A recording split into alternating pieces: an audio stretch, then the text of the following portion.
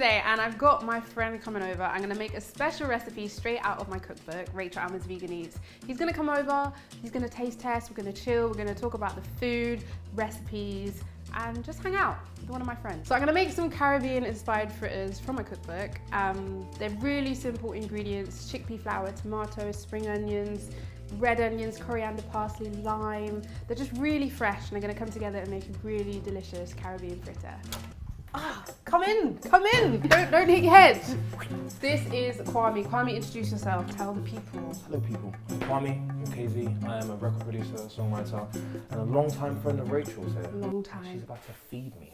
Yeah. It's about to be epic. Rach, so what do we have here? You're cooking my favourite dish. Also even a dish, my favourite snack. Your favourite Snack, like fritters. Pressure. Right, a little bit. I mean, everything looks like, it just looks like it's going to have a lot of flavour, and I'm just hungry. Let's go. Yeah, cool. So me and Kwame went to school together. Seeing him at school, he was a natural musical genius. This little kid was inspiring me. The way he used to hit those drums, I'm just saying, yes. So he's making incredible music now, and he's also worked on this really amazing project which he dropped in January, I believe. January, yep. Tell me about it. So the project's called the 8 Club, and it's pretty much about getting men together to have healthy dialogue about the spectrum of masculinity. If people agree with toxic masculinity, if they don't. And most importantly, it's to give ourselves a safe space to be as vulnerable as we need to. That's what's sick about it, I think, because you've done something that people are actually getting something from, and men are being able to talk and feel comfortable and hear other issues from someone else's perspective that maybe they didn't think other men thought about. For sure. And then they don't feel so alone and Exactly. isolated. What have you been up to, Kwame? Tell us. What's the latest project? So I just did the guy called Matt Pecora in France. It's got a #1 album with him and a #1 Just single. the number one. Just the number one. Just did the Champions League official. Just the soundtrack Champions as well. League. I don't even watch football. Like, imagine, I don't watch football, and this is what happened. Now, Rachel, what are you doing What are you doing over there? Basically, I was scared to invite Kwame because I wasn't sure if he was going to come. Because basically, in year 7, I had a little party in my house.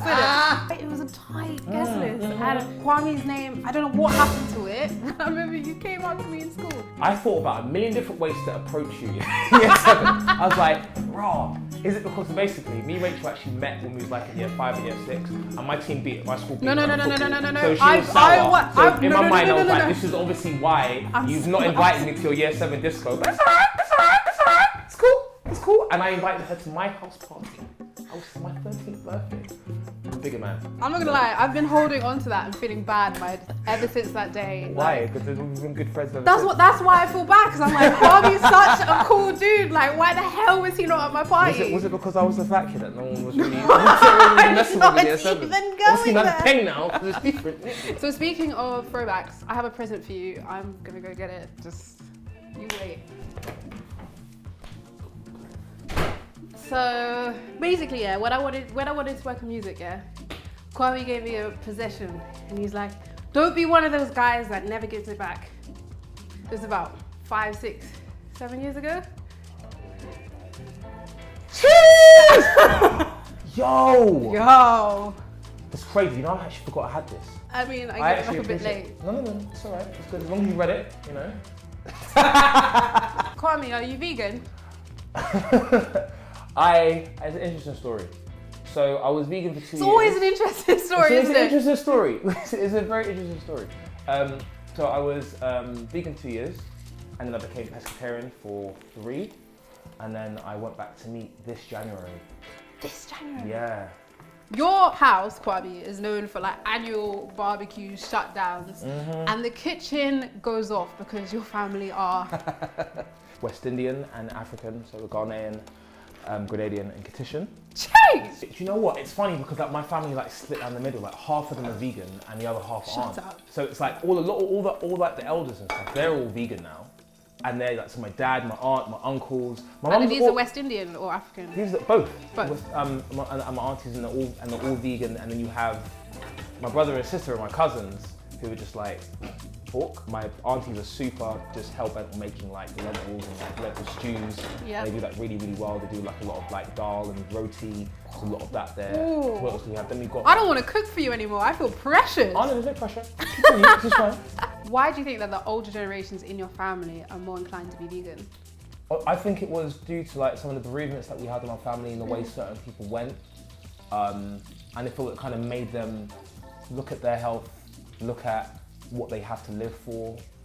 And I think ultimately they wanted a lot more energy as well, you know? And for them, it gave them that. I think with my mum, like, you know, with a lot of old school West Indian mums, like they'll cook the traditional foods, but I think from where we're from, it's a lot easier to eat, you know, just cleaner, eat off the land. Like anytime my mum goes back home, it's like she won't eat any meat, she just eats what's in the garden. She can pick it from the trees, she can find it everywhere. I want to be able to do what my uncle does in Ghana, where he will just run up into the mountains and just, it's a big man, he's an old man, how are you doing this, bro? I'm out of breath. He's had his raw diet, he's had a pescatarian diet, and a vegan diet, and he just does what's best for him, and you can just see that, you know, him taking that approach to his health and his diet just helps him to live like the life that he wants to live.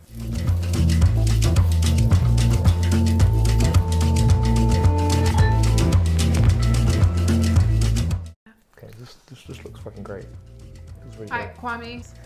Alright, which one should I choose? There's a little sweet chili dip there. That's what I was, I see that. Just look at the presentation. Right? Right? Alright. Dip, dip, dip. Dip, dip, dip. Let's not get any mess on my top. Yes, fam. Yeah? Yes. Light and flavoursome, that means I can taste every flavour individually and it tastes really good as an ensemble together. Super, super dope. The rice is really good, man. Thanks, man. So, this is a recipe in your book? This recipe is in the book. You haven't seen the inside of the book yet. I haven't. Rachel Amma. Vegan eats tasty plant-based recipes for every day. I think I'll have some of those. Yeah. Excuse me, there's too much good food here. No, this is sick. He's going through this way too slowly. But it's good. I appreciate that though, because it means you actually care. All these fabrics are ones that my mum got when she was last in Sierra Leone. You know when someone's mum is just so cool? Yeah, she's very cool, man. Very cool. I've got a lot to look up to. What Rachel, I'm so proud of you, man. Thanks, this is man. So good. Thanks. Can I look at it properly?